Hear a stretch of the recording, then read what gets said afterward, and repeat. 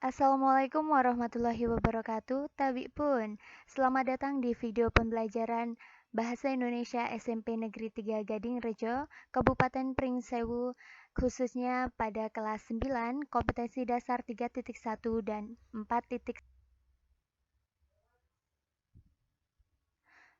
Tujuan pembelajaran. Peserta didik dapat mengidentifikasi informasi dari teks laporan percobaan yang dibaca dan didengar, percobaan sederhana untuk mendeteksi zat berbahaya pada makanan, adanya vitamin pada makanan, dan lain-lain.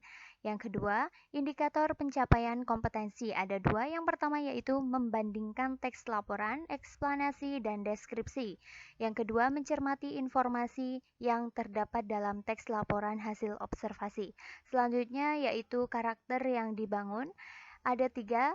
Yang pertama yaitu tanggung jawab, kreatif, dan mandiri. Kompetensi inti dan kompetensi dasar. 3.1 mengidentifikasi informasi dari laporan percobaan yang dibaca dan didengar, percobaan sederhana untuk mendeteksi zat berbahaya pada makanan, adanya vitamin pada makanan, dan lain-lain. Sedangkan kompetensi dasar 4.1 menyimpulkan tujuan, bahan, alat, langkah, dan hasil dalam laporan percobaan yang didengar dan atau. Sekarang, yang ditanyakan, apakah teks laporan percobaan itu?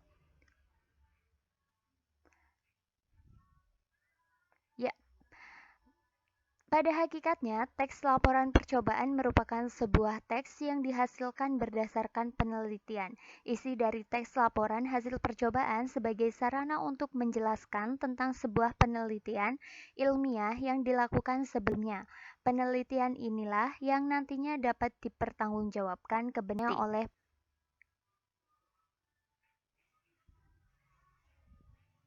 Lalu, apakah tujuan dari adanya teks laporan? Tujuan dari pembuatan teks laporan percobaan adalah untuk memberitahukan kepada orang lain tentang hasil dari percobaan yang sudah dibuatnya, misalnya tentang pembuatan karya ilmiah atau laporan praktik. Sampai di sini sudah jelas materi tentang teks laporan percobaan. Sekarang amatilah ketiga teks berikut ini. Dipersilahkan untuk membaca 3 teks berikut ini. Jika yang ada buku, bisa dibuka pada halaman 10 dan halaman 11, paragraf 1, paragraf 2, dan paragraf 3. Masing-masing teks isinya berbeda. Lalu, tugas kalian adalah yang pertama, bandingkan ketiga teks tersebut dengan menjawab soal-soal berikut ini. Ada 5 soalnya. 1. Dapatkah kamu melihat perbedaan ketiga teks tersebut? Jika ada, sebutkan perbedaan ketiga teks tersebut. Lalu, manakah yang termasuk teks laporan?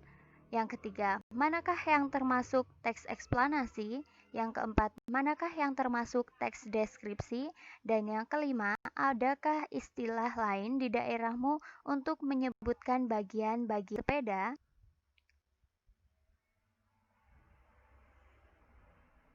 Tugas selanjutnya yaitu sebutkan informasi yang terdapat pada ketiga teks tersebut. Apa, kapan, dan.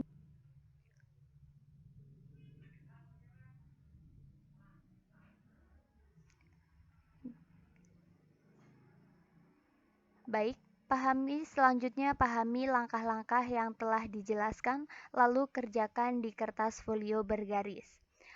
Semangat belajar dan tetap jaga kesehatan. Cukup sekian dan terima kasih. Wassalamualaikum warahmatullahi wabarakatuh.